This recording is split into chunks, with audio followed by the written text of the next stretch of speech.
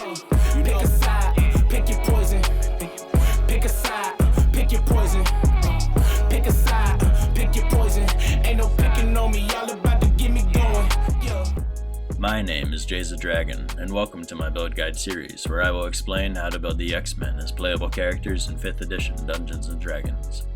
This video is timestamped so you can skip to where you need, with a link in the description for the written version.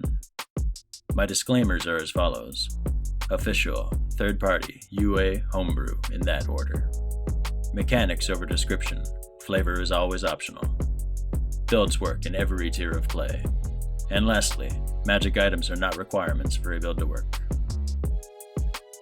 You know him, or at least you know of him. He's the best there is at what he does, and what he does isn't very nice. He's Wolverine, and he's one of the most dangerous living things in close combat in the Marvel Universe. Gifted with an uncanny healing power, Wolverine was put through what would have normally been lethal augmentation to attach an indestructible alloy to his entire skeleton, making him incredibly resistant to almost any kind of harm.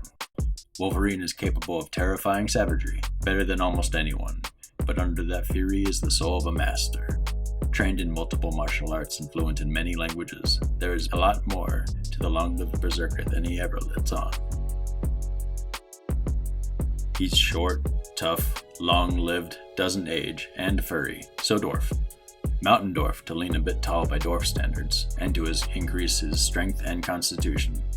14, 14, 14, 9, 13, 8, with +2 strength and +2 constitution. I picked up athletics and survival as a barbarian and insight perception with a faction agent background.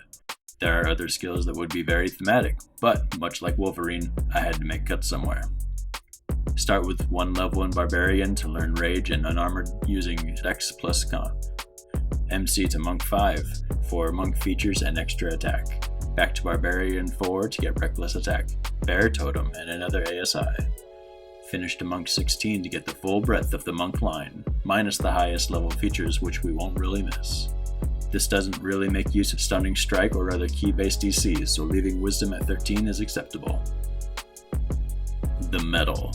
Indestructible adamantium coats his entire skeleton, and the razor claws that protrude from his hands. In D&D, adamantine weapons crit when attacking objects, and adamantine armor makes you immune to criticals. The Fury. You're as tough as a badger and not scared by anything, so Bear Totem, reskinned as a Wolverine, is a perfect fit. You even get a little feral and fanged and can speak to animals in the process. Reckless Attack is an invaluable source of constant advantage to get as many 20s on your attack rolls as possible. You won't care if enemies get advantage on you. The Training. Wolverine goes Monk for a variety of reasons. High-whiz skill checks, Monk dice claw fighting, insane physical feats, and a subclass that is raw and terrifying all come together for what I consider to be the best version possible of a D&D Wolverine. As to the subclass, it is all due to one very important feature gained at level 3. Touch of Death. Get up to 17 temporary HP every time you kill with melee. Fantastic. The Mobility.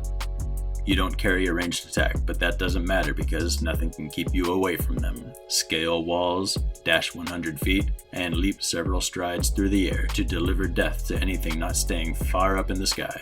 Ask Colossus to throw you at anything not flying quite high enough. If you fall, you'll shrug off the damage anyway. The Physicality. You don't age and can't be poisoned or diseased. Add to that your intense physical conditioning and combat training, and you have no need for protective gear or hiding behind cover.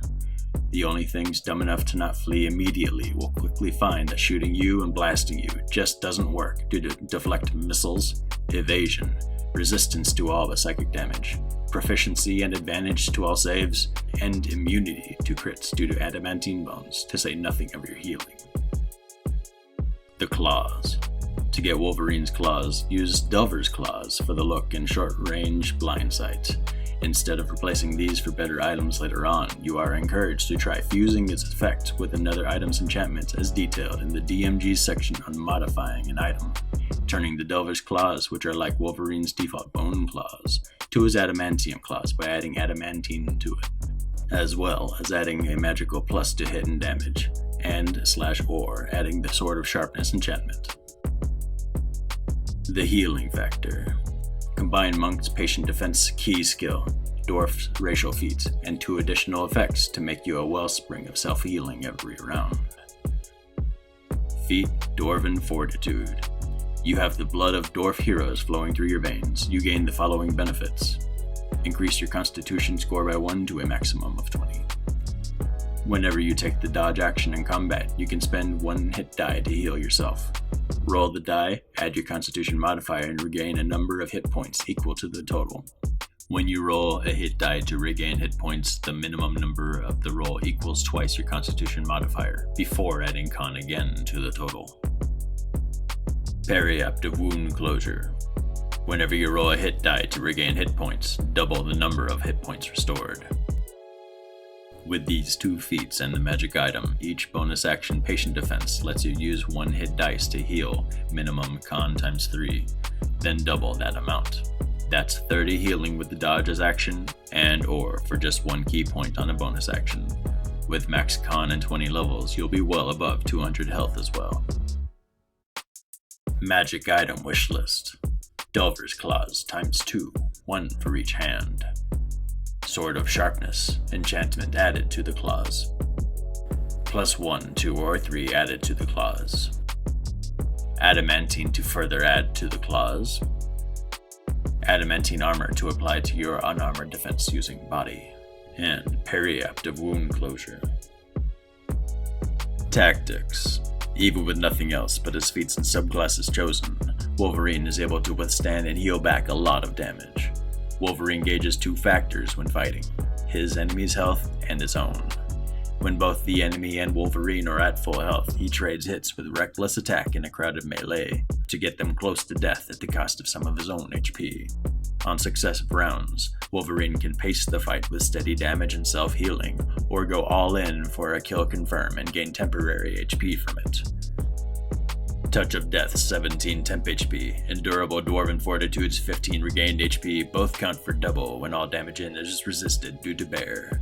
You can situationally choose to use Reckless when pushing damage, use Dodge to avoid harm especially if conserving rage uses, or use both Reckless and Patient together to keep advantage without also giving advantage to be hit back. If equipped with Enhanced Claws, in part or in full like the magic item wish list, I opt against Flurry or the Martial Arts bonus because they are only with unarmed. I instead opt for a dual wielding bonus hit to get another shot at applying Sword of Sharpness's 20 rolls.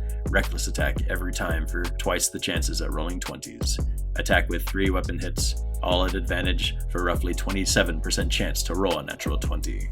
About 1 in 4 to roll a 20 roughly translates to adding 8d6 each battle, with a shot at slicing off an enemy's limb with your Sword of Sharpness claws. When attacking objects, Sword of Sharpness maximizes your dice up to d8s for you, and having it made of adamantine makes it auto-crit, so slashing through objects is no thing at all. Official object thresholds are around 10, 15, or 20 at the highest, and your claws can cleave them all. Note that this is the SRD print of Sword of Sharpness, adding 46 on a roll of 20, not the version that adds a flat 14 on a 20. Also worth pointing out that the added damage is not dependent on a crit, just that your attack dice is a 20. The distinction is exemplified with the aforementioned adamantine armor, making its wearer immune to the effects of crits, but not an effect worded in the way Sword of Sharpness is. Also consider Champion and Hexblade who crit on 19s but would not gain Sword of Sharpness's added dice on 19s. As the damage is related but still independent of being a crit, and crits double dice of their hit. That also means that anything you hit that isn't immune to the effects of crits will turn that 4d6 into 8d6. In combat, Wolverine's claws should be given serious consideration for sundering attacks. While attacking objects such as structures, vehicles, weapons, and armor is a part of the basic rules of play, there are no specific mechanics for attacking a weapon or armor that is being wielded. It is up to the DM's judgment if Wolverine could or should be able to destroy an enemy's equipment, but if they allow it, here are some useful guidelines.